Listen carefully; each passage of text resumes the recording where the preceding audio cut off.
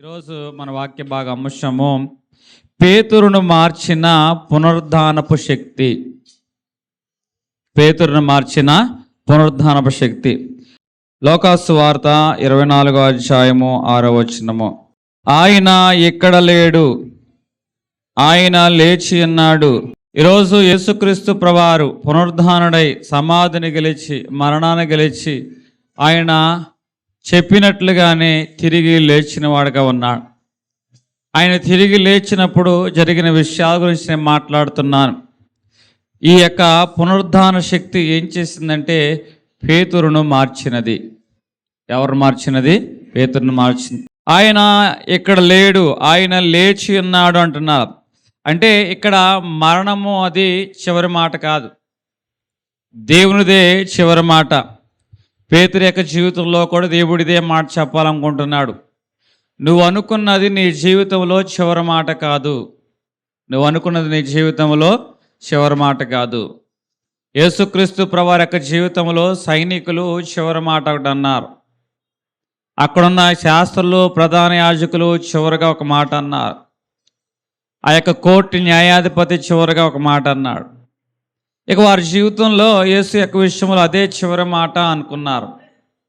అందరూ కూడా బరబ్బాని విడిచిపెట్టి యేసును సిలువకు అప్పచెప్పండి అంటే ఆయన మరణించాలి, సిలువ ఇక ఆయన జీవితానికి చివరిది అని జనులైన వారు అంటున్నారు.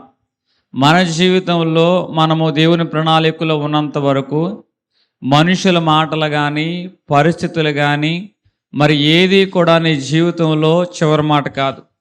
అది సమస్య అయి ఉండవచ్చు, అనారోగ్యమై ఉండవచ్చు, ఆర్థికపరమైన విషయం అయి ఉండవచ్చు.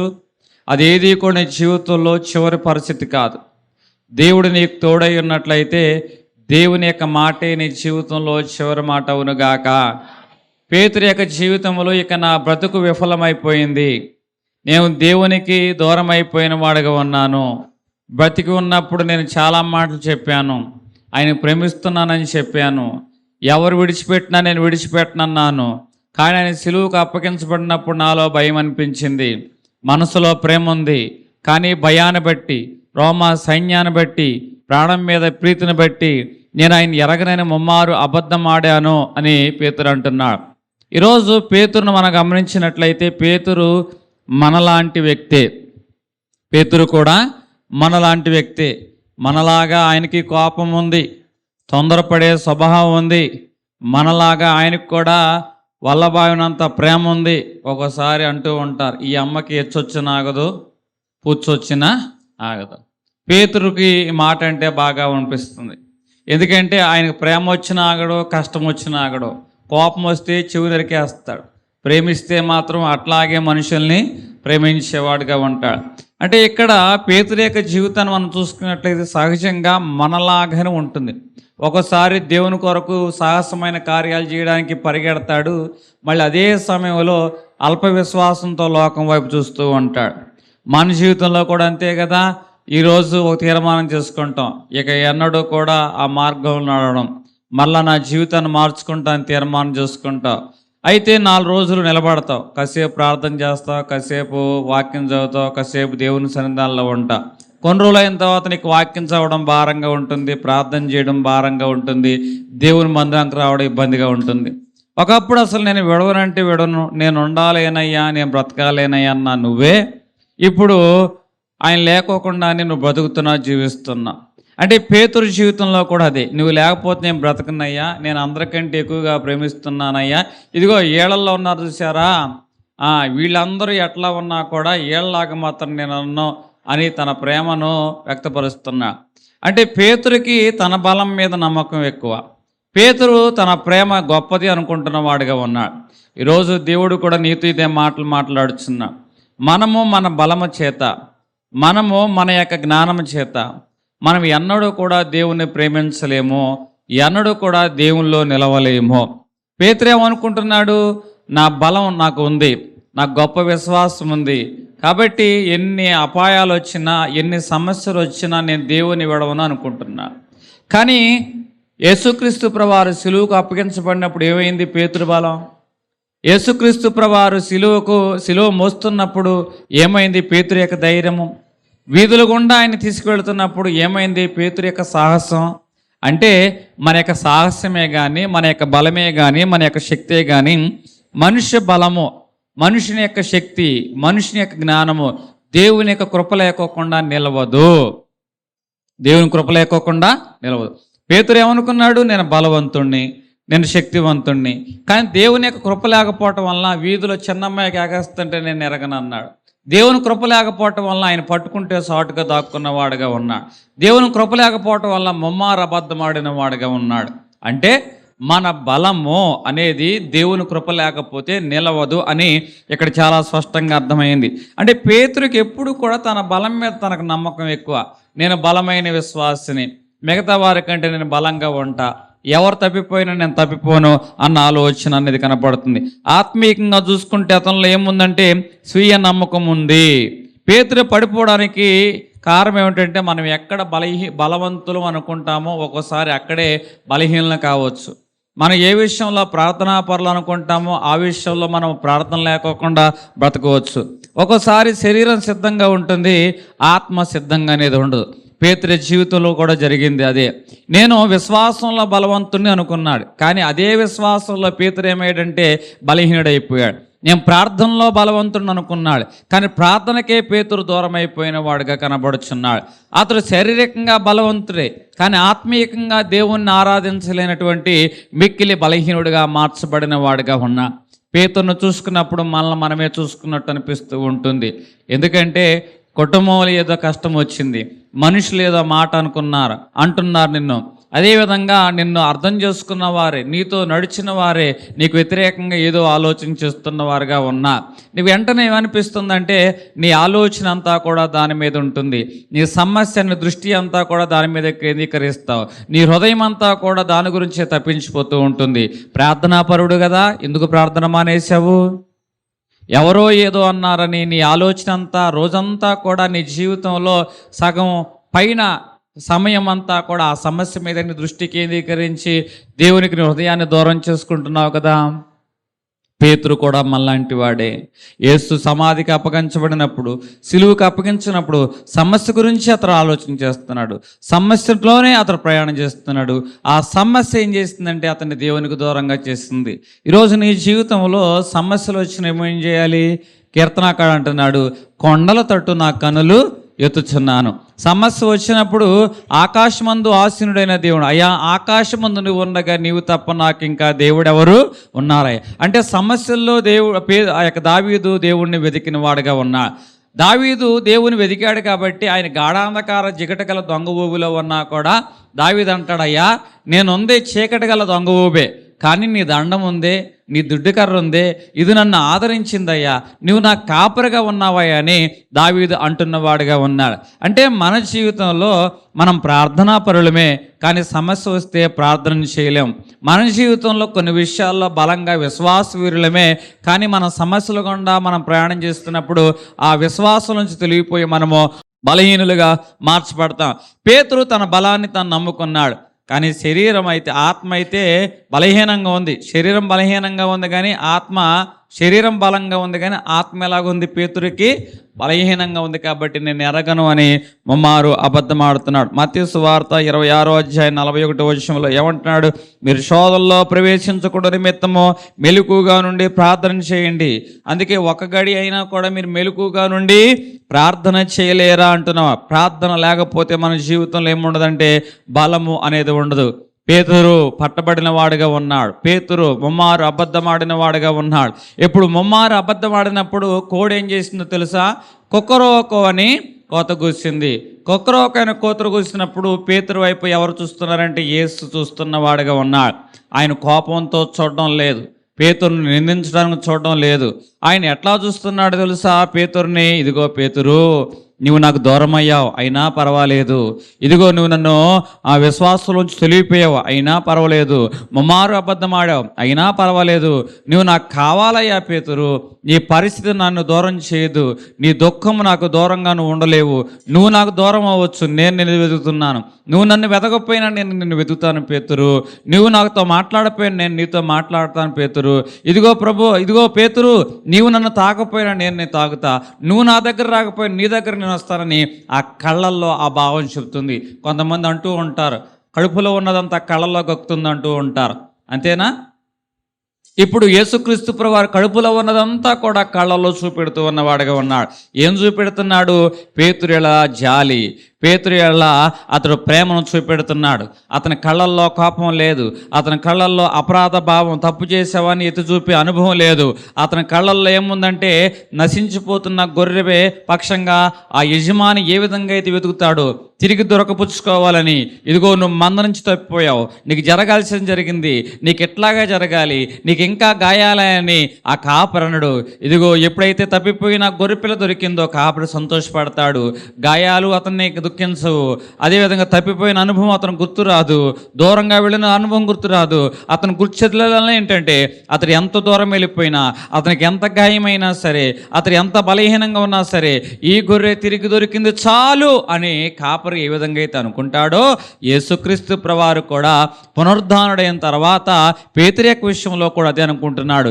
ఈ నా కుమారుడు తప్పిపోయాడు కాబట్టి కుమారుడు దొరికాడు చాలు అని ఆయన కళ్ళల్లో, కడుపులో ఉన్నదంతా కూడా కళ్ళల్లో ప్రేమ చూపెడుతున్న వాడుగా ఉన్నా. ఈరోజు నీ జీవితంలో కూడా దేవుడు ఇదే మాట్లాడుతున్న వాడుగా ఉన్నా. నీవు పశ్చాత్తాపడినట్లయితే దేవుడు నీ పక్షంగా కూడా అదే ప్రేమ చూపెడతాడు. ఇక్కడ ఒక కుమారుడు తండ్రి దగ్గరే ఉంటున్నాడు, తండ్రితోనే ప్రయాణం చేస్తున్నాడు, కానీ తండ్రి దగ్గరే దొంగతనం చేశాడు. ఎవరి దగ్గర దొంగతనం చేశాడండి? తండ్రి దగ్గరే. ఒకసారా కాదు, 2-3 సార్లు తండ్రి గద్దించిన వాడుగా ఉన్నాడు. అయినా సరే దొంగ బుద్ధి పోలేదు.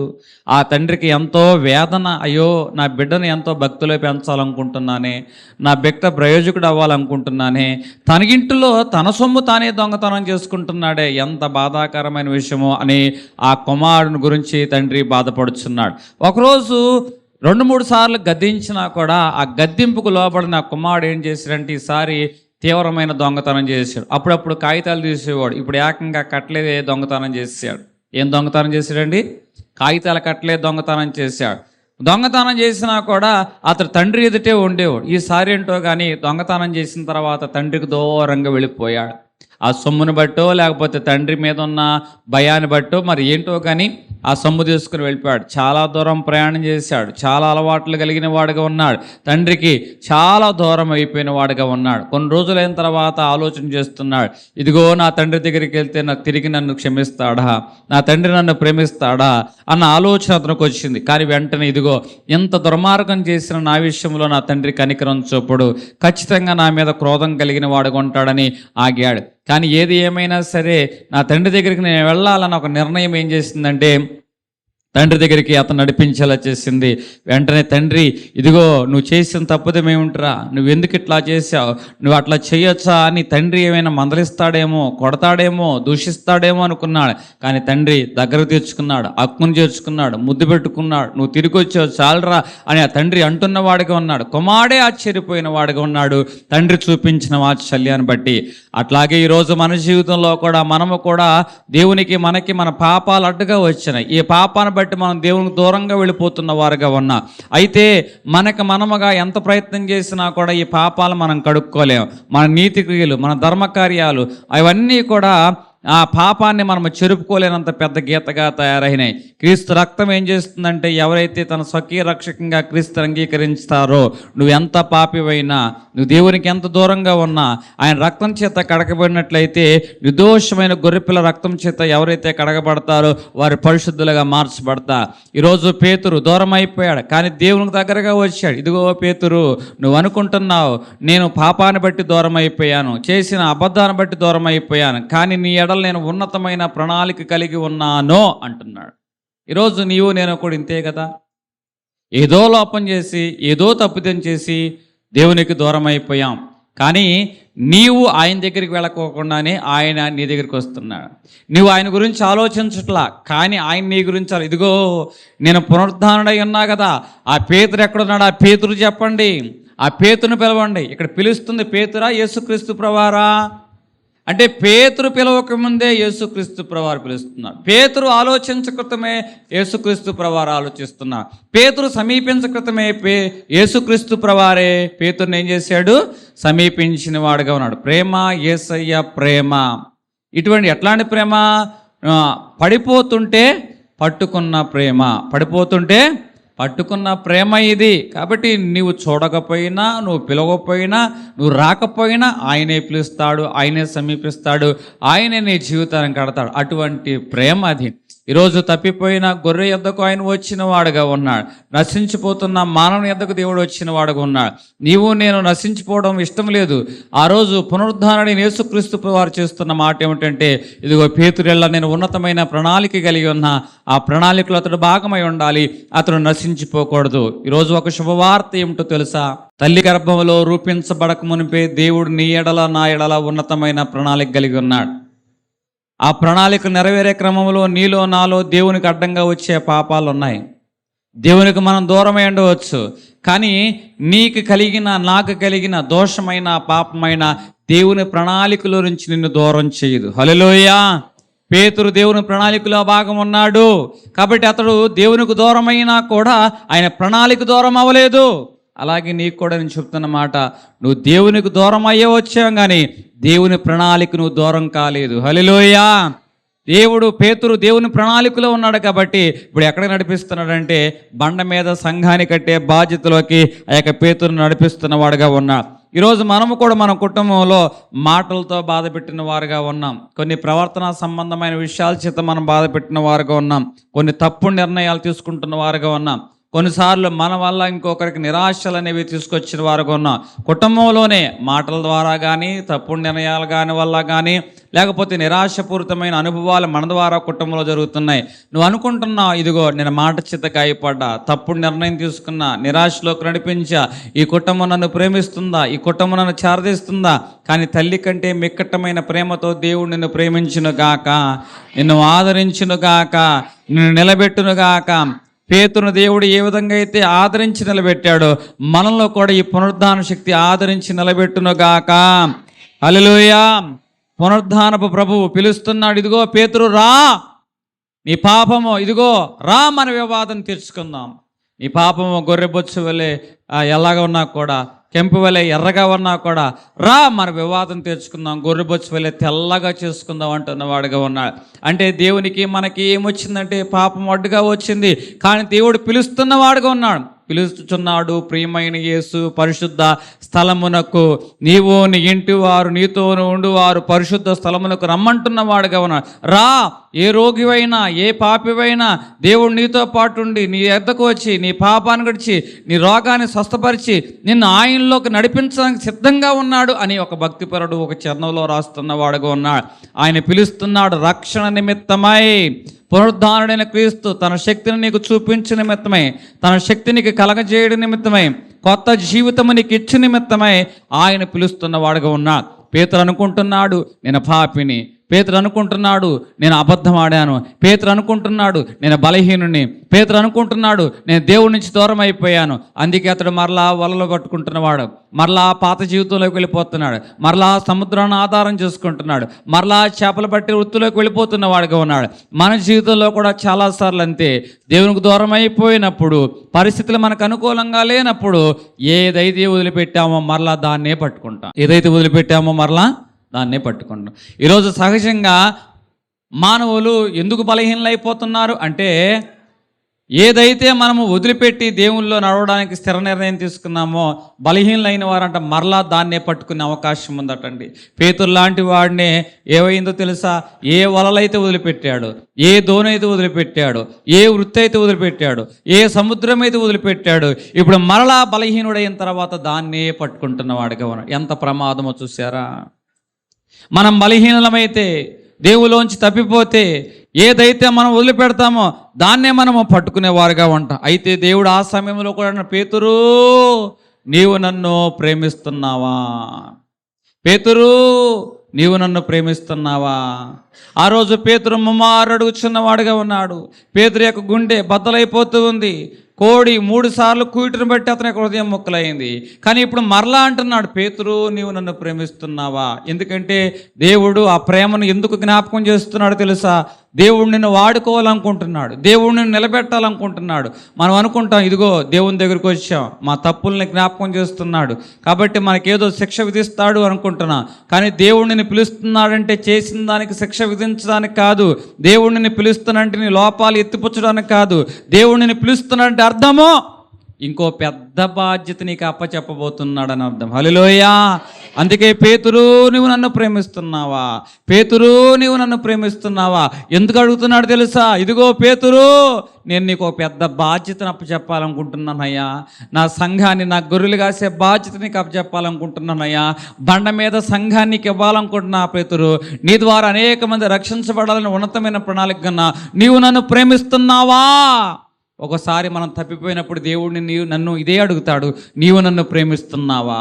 అంటే దేవుడు నన్ను అట్లా అడిగాడంటే నీ లోపాలు ఎత్తిపోస్తున్నాడని కాదు, లేకపోతే నువ్వు యొక్క బలహీనతల గురించి మాట్లాడుతున్నాడని కాదు, కానీ నీకు క్షేమకరమైన ఒక బలమైన పని నీకు అప్పచెప్పుతున్నాడని అర్థం. హల్లెలూయా. దేవుడు గతాన్ని మాత్రమే చూడడు, భవిష్యత్తులో తాను నిన్ను ఉపయోగించుకోవాలనుకుంటున్నాడు. అందుకే నీ హృదయాన్ని చూస్తున్నవాడుగా ఉన్నాడు. అందుకే పేతురుతో మాట్లాడుతున్నా, పేతురు, నువ్వు నన్ను ప్రేమిస్తున్నా. పేతురు గతం గురించి మాట్లాడటల్లా, ఇప్పుడు పేతురు హృదయాన్ని చూస్తున్న వాడిగా ఉన్నాడు. ఈరోజు దేవుడు వాడుకోవాలనుకున్నప్పుడు నిన్ను నీ గతం చూడ్డు, నీ హృదయాన్ని చూస్తాడు. నీ హృదయం దేవునికి ఎంత సమీపంగా ఉంటుందో దేవుడు అంత బలంగా నిన్ను వాడుకొనుగాక. హల్లెలూయా. ఇక్కడ కొత్త అవకాశం ఇస్తున్నాడు. పునరుద్ధాన శక్తి పేతురుకి ఏమిస్తుందంటే కొత్త అవకాశం ఇస్తుందిగా ఉంది. ఈరోజు నీ జీవితమైన, నా జీవితమైన ఈ పునరుద్ధాన శక్తి ఏం చేస్తుందంటే మన ఎడల కృప చూపించేదిగా ఉంటుంది. పేతుడు తన్ను తాను అనర్హుడిగా మార్చుకున్నవాడుగా ఉన్నాడు. కానీ దేవుడు ఏమన్నాడంటే నేను నిన్ను నాయకుడిగా చేస్తానంటున్నాడు. పేతుడు అంత పరిపూర్ణమైన వ్యక్తి కాదు. దేవుడు ఎప్పుడు కూడా పరిపూర్ణమైన వ్యక్తులను వెతకడం లేదు. దేవుడు ఎవరిని వెతుకుతున్నాడంటే తనకి హృదయాన్ని ప్రేమించే వారిని, హృదయం సరిగ్గా ఉన్న వారిని వెతుకుతున్నవాడుగా ఉన్నా. దేవునికి కావాల్సింది పరిపూర్ణమైన వారు కాదు, కానీ దేవునికి కావాల్సింది హృదయము సరిగ్గా ఉన్నవారు. ఇప్పుడు దేవుడు ఎవరిని వెతుకుతున్నాడంటే సరి అయిన హృదయం కలిగిన పేతురును వెతుకుచున్నవాడు. కృప ఏం చేస్తుందంటే అర్హత లేకపోయినా అర్హతనిచ్చేదిగా ఉంటుంది. కృప ఏం చేస్తుందంటే ఒక పాపిని పరిశుద్ధుడిగా మారుస్తుంది. కృప ఏం చేస్తుందంటే అతన్ని మరణములో నుంచి జీవంలోకి నడిపిస్తుంది. కృప ఏం చేస్తుందంటే ఆస్తికి వారసులుగా అతను నిలబెడుతూ ఉంటుంది. ఈరోజు కృప అంటే నువ్వు ఊహించని విషయాలు, యోగ్యత లేని విషయాలు నువ్వు పొందుకునేలాగా చేసేదే కృప. దేవుడు తన ఉచితమైన కృపను బట్టి ఏ యోగ్యత, ఎట్టి అర్హత లేని మన ఎడల దేవుడు ఏం చేశారంటే తన రక్తాన్ని కార్చి ప్రాణాన్ని పెట్టిన వాడుగా ఉన్నాడు. కృప ఏం చేస్తుందంటే మన కొరకు ప్రాణం పెట్టేలా చేసింది. ఆయన రక్తం చేత కడగబడిన నీతో దేవుడు అంటున్నాడు, ఇదిగో దేవుడు నీకు కొత్త జీవితం ఇవ్వాలనుకుంటున్నాడు. నీ గతం గురించి ఆయన మాట్లాడడం లేదు. ఆయన మాట్లాడుతున్నాడంటే అర్థము నిన్ను వాడుకోవాలని, నిన్ను హెచ్చించాలని, తన నామ మహిమార్థమై నిన్ను సాక్షార్థంగా నిలబెట్టాలని దేవుడు ఆ మాటల్లో నీ హృదయాన్ని చూస్తున్న వాడిగా ఉన్నాడు. ఈరోజు నువ్వు పాపంలో తప్పిపోయి ఉండవచ్చు, లేకపోతే ఏదో విషయాల్లో లోకంలో పడిపోయి ఉండవచ్చు. దేవుడు నీతో మాట్లాడుతున్నాడంటే అర్థము నీ హృదయాన్ని గమనిస్తున్నాడని, పెద్ద బాధ్యత నీతో అప్పగించబోతున్నాడని. హల్లెలూయా. బైబిల్ గ్రంథంలో మీరు ఎవరిని చూసుకున్నా కూడా దేవుడు మాట్లాడుతున్నాడంటే అక్కడ అర్థము వారిని హెచ్చరించడానికి కాదు. దేవుడు మాట్లాడుతున్నాడంటే అర్థము వారిని లోపాలు గుర్తు చేయడానికి కాదు. దేవుడు మాట్లాడుతున్నాడంటే వారు ఏ విషయంలో బలంగా ఉండాలని, వారిని దేవుడు ఏ విధంగా నేను వాడుకుంటాను, వారికి ఏ బాధ్యత అప్పగిస్తున్నాను అని దేవుడు చెప్పగానే పెడుతున్నాడు. అబ్రహాముతో దేవుడు మాట్లాడాడంటే అబ్రహాము కుమారుడి విషయంలో నష్టం చేయడానికి కాదు, కానీ అనేక మంది విశ్వాసులకు తండ్రిగా మార్చడానికి. యాకోబుతో దేవుడు మాట్లాడుతున్నంటే దాని అర్థం ఏంటో తెలుసా? అబ్రహాము యొక్క ఆశీర్వాదం యాకోబుకి ఇవ్వాలని. సౌలుగా ఉన్న పౌలుతో దేవుడు మాట్లాడుతున్నాడంటే అర్థం ఏంటో తెలుసా? దోషకుడు, హింసకుడుగా ఉన్న ఆ వ్యక్తిని దేవుని రాజ్యాన్ని కట్టి ఒక యోగ్యుడిగా మార్చాలని ఆ యొక్క సౌలుతో మాట్లాడుచున్నవాడుగా ఉన్నాడు. మార్తతో మాట్లాడుతున్నాడంటే దాని అర్థం ఏంటో తెలుసా? అవసరమైనది ఏమిటో మార్తకు తెలియజేస్తున్నవాడుగా ఉన్నాడు. మోషేతో మాట్లాడుతున్నాడంటే దాని అర్థం ఏంటో తెలుసా? ఇదిగో నీకు శక్తికి మించిన బలాన్ని, ఆ యొక్క పని నీకు అప్పగిస్తున్నాను అన్న ఉద్దేశంతోనే మోషేతో మాట్లాడుతున్నాడు. బైబిల్ గ్రంథంలో దేవుడు ఏ భక్తుడితో మాట్లాడుతున్నా, సమూయేలుతో మాట్లాడుతున్నా కూడా అర్థం ఏంటో తెలుసా? ఇదిగో ఏలీ చేయలేని ప్రవక్త ధర్మాన్ని నువ్వు చేయాలి అని సమూయేలుతో మాట్లాడుచున్నాడు. నీ జీవితము దేవునికి ఎంత దూరమైన ఉండవచ్చు, నీవు నీ యొక్క దృష్టిలో ఎంత బలహీనుడిగైనా కనబడవచ్చు. దేవుడు నీతో మాట్లాడుతున్నాడంటే దూరమైన జీవితం గురించి కాదు, నీ బలహీనత గురించి కాదు, నీ హృదయాన్ని చూస్తున్నాడు. రాబో పెద్ద కార్యము నీకు అప్పగించాలనే దేవుడు నీతో మాట్లాడుతున్నాడు. హల్లెలూయా, హల్లెలూయా. మీరు బైబిల్ గ్రంథంలో ఏ భక్తుని యొక్క జీవితమైనా చూసుకోండి, దేవుడు మాట్లాడాడు అంటే ఆ భక్తుని యొక్క జీవితంలో దేవుడు లోపాలు ఎత్తి చూపడానికి కాదు, పెద్ద బాధ్యతను అప్పగించడానికి. ఏసన్న స్వరమన్నా నీవు ఎప్పుడైనా విన్నావా? దేవుడు ఆ భక్తులైన వారితో మాట్లాడుతున్నాడు. అక్కడ మాట్లాడాడు అంటే అర్థం ఏంటో తెలుసా? వారిని కృంగదీయడానికి కాదు, మరింత బలమైన పనిలోకి నడిపించడానికి. హల్లెలూయా. ఈరోజు నీ జీవితంలో నువ్వు అనుకోవచ్చు, ఆశలన్నీ కూడా అడుగంటిపోయాయి, ఏ అడుగు వేయలేనటువంటి బలహీనంగా ఉన్నాను, నేను ముగిసిపోయాను, నా కథ ముగిసిపోయింది, నా జీవితం ఇంతే నువ్వు అనుకుంటున్నావేమో.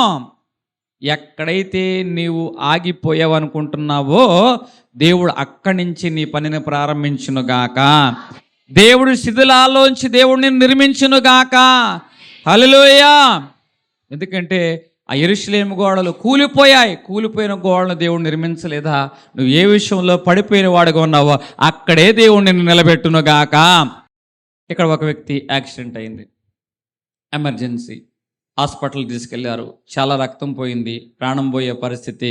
డాక్టర్ గారు అన్నారు ఆ బిడ్డ యొక్క పరిస్థితిని గమనించి, ఇది అసాధ్యం, ఇది అసాధ్యం, ఇక బ్రతకడు, చివరి చూపు చూసుకున్న వాళ్ళంటే చివరి చూపు చూసుకోండి అని ఆ డాక్టర్ గారు చెప్పారు. అదే సమయంలో సీనియర్ డాక్టర్ గారు వచ్చారు. సీనియర్ డాక్టర్ గారు వచ్చినప్పుడు ఆ బిడ్డను గమనించాడు. ఆ బిడ్డ బ్రతుకుతాడో లేదో, కానీ ప్రస్తుతానికి అతనిలో ఏముందో తెలుసా? జీవం ఉంది, శ్వాస ఉంది. ఇదిగో ఈ బిడ్డని అడ్మిట్ చేయండి, ఇమీడియట్గా అడ్మిట్ చేయండి, వెంటిలేటర్ అటాచ్ చేయండి, వైద్యం చేయించండి, సీరియస్గా అతని పక్షంగా ఎఫెక్ట్ పెట్టండి అని పెద్ద డాక్టర్ గారు మెడిసిన్ రాసిచ్చారు, ప్రిస్క్రిప్షన్ ఇచ్చారు. టైం టు టైం ఏం చేయాలని అన్నిటికి కూడా ఆ యొక్క పెద్ద డాక్టర్ గారు చెప్పారు. 2 రోజులు బతుకుతాడో లేదో పరిస్థితి అట్లాగే ఉంది. కానీ 2 రోజుల తర్వాత ఆ బిడ్డ ప్రాణాపాయం నుంచి భయపడ్డాడు. చచ్చిపోతాడు అనుకున్న బిడ్డ ఒక 20 రోజుల తర్వాత మరలా ఆరోగ్యంగా నిలబడిన వారికి ఉన్న కుటుంబం ఆశ్చర్యపోయింది. అయ్యో ఈ డాక్టర్ లేకపోతే మా బిడ్డ చనిపోయేవాడు, అయ్యో ఈ డాక్టర్ లేకపోతే మా ఆశాదీపం ఈ పాటికి ఆరిపోయి ఉండేది, అయ్యో ఈ డాక్టర్ లేకపోతే మేము ఇంకా నిరాశలోనే మా జీవితం వెళ్ళబుచ్చుకునేవాళ్ళం అని డాక్టర్ గారి కాళ్ళు మాకు, అయ్యా నువ్వు ఎట్లా మా బిడ్డను బతికించగలిగావు అని ఆ డాక్టర్ గారితో మాట్లాడుచున్నప్పుడు అతను అంటున్నాడు, అతనికి జీవితం ముగిసిపోయిందని అనుకోలేదు, అతనికి అవకాశం ఉందని నేను నమ్మా, అతనికి ఇంకా అవకాశం ఉందని నేను నమ్మా, కాబట్టి అతనికి నేను వైద్యం జరిగించా. ఈరోజు పరమ డాక్టర్ అయిన దేవుడు అదే మాట్లాడుతున్నాడు. నీ జీవితం ముగిసిపోయిందని ఆయన అనడం లేదు, ఇంకా అవకాశం ఉందని దేవుడు నమ్ముతున్నాడు. పేతురు విషయంలో కూడా జరిగింది ఇది. అతని జీవితం, పేతురు నీ జీవితం ముగిసిపోలేదు, మమ్మారు అబద్ధం ఆడటం వల్ల నీ జీవితం ముగిసిపోలేదు, భయం ఉండడం వల్ల నీ జీవితం ముగిసిపోలేదు, అపరాధ భావం వల్ల నీ జీవితం ముగిసిపోలేదు, ఇంకా నీకు అవకాశం ఉందని నేను నమ్మా. దేవుడు ఎప్పుడూ కూడా మనకి 2వ అవకాశం ఇచ్చేవాడు. హల్లెలూయా. మన జీవితానికి దేవుడు ఏమి ఇస్తాడు తెలుసా? 2వ అవకాశం ఇస్తాడు. రూతు యొక్క జీవితము ముగిసిపోయినట్లుగానే కనబడుతుంది, కానీ దేవుడు ఆమె నమ్మాడు కాబట్టి 2వ అవకాశం ఇచ్చాడు. దావీదు వంశావళిలో, యేసుక్రీస్తు ప్రభువారి వంశావళిలో రూతుకి దేవుడు అవకాశం ఇచ్చిన వాడుగా ఉన్నాడు. దేవుడు నామానికి మహిమ కలుగును గాక. ఎక్కడైతే ముగిసిపోయిందని నువ్వు అనుకుంటున్నావో దేవుడు అంటున్నాడు, నీ దృష్టిలో అది ముగిసిపోయినట్లు, కానీ నేను నిన్ను ఇంకా నమ్ముతున్న అవకాశం ఉంది, ఇంకా అవకాశం ఉంది. హల్లెలూయా, హల్లెలూయా. మనుషుల మాటలు నీ జీవితంలో చివరి మాట కాదు, సమాధి నీ జీవితంలో చివరి మాట కాదు, మరణం నీ జీవితంలో చివరి మాట కాదు, నాయకుల యొక్క మాటలు నీ జీవితంలో చివరి మాట కాదు, నీ జీవితానికి దేవుని మాటే చివరి మాట అవునుగాక. హల్లెలూయా. ఎందుకంటే ఆ రోజు మరణం అంటుంది ఈయన సమాధి చేశాం, నాయకులు అంటున్నారు ఈయన సిలువకు పంపించాం, కొంతమంది అంటున్నారు బండను వేశాం, కొంతమంది అంటున్నారు సిలువ వేశాం, ఇక ముగింపు. నిజంగా ఆయన బతకపోతే మరణం అనేది నేను ఆయన చంపేశా, నేను ఆయన మింగేశా, నాలో కలిపేసుకున్నా అనుకునేది. కానీ చివరి మాట ఎవరిదో తెలుసా? యేసుక్రీస్తు ప్రభువారిదే. మరణమా నీ ముళ్ళు ఎక్కడా? మరణమా నీ విజయం ఎక్కడా? మరణం విషయంలో చివరి మాట ఎవరిదై ఉంది? పునరుద్ధానుడైన యేసుక్రీస్తు ప్రభువారిదై ఉన్నది. ఈరోజు దేవుడు నీ జీవితంలో పునిష్టా పెట్టేంత వరకు ఎవరు నీ జీవితాన్ని ముగించలేరు. హల్లెలూయా, హల్లెలూయా. మనుషుల దృష్టిలో నీ కథ ముగిసిపోయినట్టు అనిపించవచ్చు, దేవుడు అప్పుడే నీ కథను ప్రారంభించును గాక. పేతురు దృష్టిలో, లోకం దృష్టిలో పేతురు కథ ఎట్లా ఉంది? ముగిసిపోయినట్టు అనిపించింది. కానీ దేవుడు ఏం చేశాడంటే అతని జీవితాన్ని ప్రారంభించాడు. పునరుద్ధాన శక్తి ఏం చేసింది? అతనికి జీవం ఇచ్చింది. ఇప్పుడు పునరుద్ధాన శక్తి ఏం చేస్తుందంటే భయములో నుంచి ధైర్యానికి నడిపిస్తుంది. ఒకప్పుడు పేతురు చిన్నదాన్ని చూసి భయపోయాడు, ఒకప్పుడు పేతురు ఆ యొక్క సైనికులు చూసి భయపోయాడు. ఇదిగో పేతురుకు దేవుని కలవాలని ఉంది, కానీ హృదయంలో భయం ఉంది. పేతురు దేవుని రక్షించుకోవాలనుంది, కానీ సైనికులు బట్టి, చట్టాన్ని బట్టి అతను ముందుకు రాలేకపోయాడు. అంటే పిరికివాడైపోయాడు పేతురు. అటువంటి భయము కలిగిన పేతురు ఇప్పుడు సమాజ మందిరంలో అపోస్తల కార్యము 2వ అధ్యాయములో అందరి ముందు నిలబడి మాట్లాడుచున్నాడు. పిరికివాడు నేను ఎరగను అని ముమ్మారు అబద్ధమాడిన పేతురు నలుగురు ఎదుట నిలబడి దేవుని శక్తి చేత, పునరుద్ధాన శక్తి చేత మాట్లాడుతుంటే 3000 మంది రక్షణ అనుభవంలోకి వచ్చారు. దేవుని నామానికి మహిమ కలుగును గాక. ఈరోజు నువ్వు లోకం దృష్టిలో ఎంత బలహీనుడు అవుతావో, దేవుని రాజ్యం కట్టే విషయంలో దేవుడు అంత బలముగా నిన్ను నిలబెట్టును గాక. హల్లెలూయా. ఒక పేతురు ప్రసంగం చేస్తే 3000 మంది దేవుని తట్టు తిరిగిన వారికి ఉన్నా.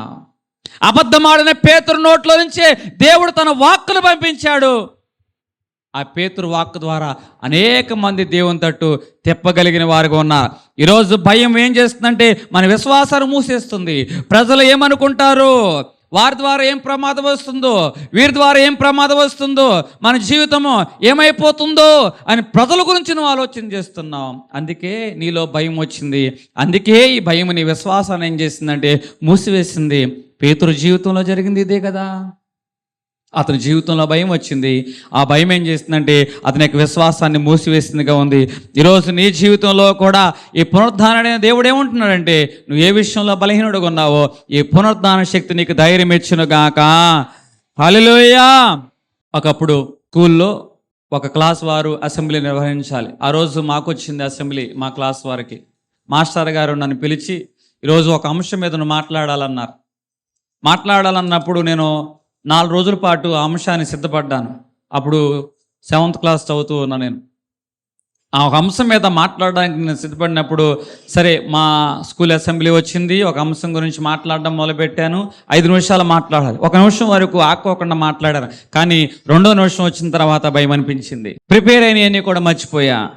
ఏం చేయాలో అర్థం కాకోకుండా ఈ చేతులు జేబులో పెట్టుకుని చెప్పలేని పరిస్థితి వచ్చింది. కానీ ఎట్లా కొట్లా మళ్ళీ జ్ఞాపకం తెచ్చుకొని ఏమనిపించిందంటే మిగతా విషయాలు పూర్తి చేసి మా అమ్మ అనిపించేసా. ఆ రోజు అనిపించింది నేను పిరికివాడిని, ఇక నేను చెప్పలేనేమనిపించింది. కానీ ఎట్లా కొట్లా పూర్తి చేశా. కానీ ఆ సంఘటనలో ఏం చేస్తుందంటే తెలియని ఒక ప్రేరణ తీసుకొచ్చింది. నిలబడాలని అనిపించింది, చెప్పాలనిపించింది. మరలా ఎక్కడైతే నేను విఫలమయ్యానో అక్కడే నిలబడి చెప్పాలనుకున్నాను. మరొక సంవత్సరం మరలా నాకు అవకాశం ఇచ్చారు మా మాస్టర్ గారు నన్ను నమ్మి. ఎక్కడైతే నేను తలబడ్డ చోట నేను నిలబడి ఆ యొక్క ప్రసంగాన్ని మాట్లాడిన వాడిగా ఉన్నాను స్కూల్ అసెంబ్లీలో. దేవుని నామానికి మహిమ కలుగును గాక. ఆ నిలబడడం దేవుడు ఇంకా నన్ను దేవుని సన్నిధానంలో నిలబెట్టిన వాడేగానే ఉన్నాడు. దేవుని నామానికి మహిమ కలుగును గాక. హల్లెలూయా. ఎందుకంటే కొన్ని సందర్భాలు మనుషులు ఏమనుకుంటారో, సమాజం ఏమనుకుంటుందో, ఫెయిల్యూర్గానే చూస్తుందేమో, గతం తాలూకు అనుభవాలు మనల్ని ఏం చేస్తాయి అంటే భయంలోకి నడిపేస్తాయి. మనలో ఉన్న కాన్ఫిడెన్స్ లెవెల్ అన్నిటి కూడా తగ్గించేస్తాయి. అయినా సరే పేతురు జీవితాన్ని దేవుడు వాడుకోలేదా? మునుడిపి కంటే బలముగా పేతురు మాట్లాడుతుంటే 3000 మంది దేవుని తట్టు తిప్పలేదా? ఈరోజు ఈ పునరుద్ధాన శక్తి నీతోనే మాట్లాడుతుంది. పేతురులాగా నేను బలహీనులమే. కానీ ఈ పునరుద్ధాన శక్తి ఏం చేస్తుందంటే మనకు అవకాశం ఇస్తుంది. ఈ పునరుద్ధాన శక్తి మనకు జీవం ఇస్తుంది. ఈ పునరుద్ధాన శక్తి మన దేవుల్లో నూతనంగా నిలబెట్టునుగాక. హల్లెలూయా.